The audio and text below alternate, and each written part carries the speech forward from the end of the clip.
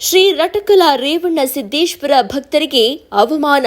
ಕಲ್ಯಾಣ ಕರ್ನಾಟಕದ ಕಳಶ ಕಲಬುರಗಿ ಜಿಲ್ಲೆಯ ಕಾಳಗಿ ತಾಲೂಕಿನ ಸುಕ್ಷೇತ್ರ ರೇವಗಿ ರಟಕಲ್ ಗ್ರಾಮದ ಪವಿತ್ರ ದೇವಸ್ಥಾನಗಳಲ್ಲಿ ಒಂದಾದ ಶ್ರೀ ರೇವಣ್ಣ ಸಿದ್ದೇಶ್ವರ ದೇವಸ್ಥಾನದಲ್ಲಿ ಭಕ್ತರು ತಮ್ಮ ಹರಕೆ ಈಡೇರುವ ಇಚ್ಛೆಯಿಂದ ಭಕ್ತಿಯಿಂದ ಶ್ರೀ ರೇವಣ್ಣ ಸಿದ್ದೇಶ್ವರ ದೇವಸ್ಥಾನಕ್ಕೆ ಅಭಿಷೇಕ ಮಾಡಿಸಲು ತಂದಿರುವ ಟೊಪ್ಪಿಗೆಗಳು, ಟಾವೆಲ್ಗಳು ಹಾಗೂ ಮುತ್ತಿನ ಮಾಲೆಗಳು, ಬಟ್ಟೆಗಳು, ದೇವಸ್ಥಾನದ ಹಿಂದುಗಡೆ ಇರುವ ಹೊಲಸುಗಳಿಂದ ಕೂಡಿರುವ ತಿಪ್ಪೆಯಲ್ಲಿ ಪೂಜೆ ಮಾಡಿದ ಬಟ್ಟೆಗಳನ್ನ ಹಾಗೂ ಮುತ್ತಿನ ಟೋಪಿಗಳನ್ನ ಬಿಸಾಕಿದ್ದಾರೆ.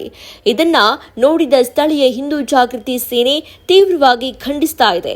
ನಾನಾ ಬೇಡಿಕೆಗಾಗಿ ಭಕ್ತರು ತಂದಿರುವ ಬಟ್ಟೆಗಳನ್ನ ತಿಪ್ಪೆಯಲ್ಲಿ ಎಸೆಯಿದ್ದು ಭಕ್ತರಿಗೆ ತುಂಬಾ ನೋವುಂಟು ಮಾಡಿದೆ ಹಾಗೂ ನಮ್ಮ ಸಂಪ್ರದಾಯಕ್ಕೆ ಭಂಗ ತರುವಂತಹ ಕೆಲಸ ಆಡಳಿತ ಮಂಡಳಿ ಮಾಡಿದೆ. ಕೂಡಲೇ ಸಂಬಂಧಪಟ್ಟ ಅಧಿಕಾರಿಗಳು, ತಹಶೀಲ್ದಾರರು ಹಾಗೂ ಜಿಲ್ಲಾಧಿಕಾರಿಗಳು ಇದರ ಬಗ್ಗೆ ಗಮನ ಹರಿಸಿ ಕೂಡಲೇ ಇದರ ಕಾರಣಭೂತರ ಮೇಲೆ ಕ್ರಮ ಕೈಗೊಳ್ಳಬೇಕು. ಇಲ್ಲವಾದರೆ ಶೀಘ್ರವೇ ಮಠಾಧೀಶರ ನೇತೃತ್ವದಲ್ಲಿ ಬೃಹತ್ ಹೋರಾಟ ಮಾಡಲಾಗುವುದು ಅಂತ ಎಚ್ಚರಿಕೆ ನೀಡಿದ್ದಾರೆ.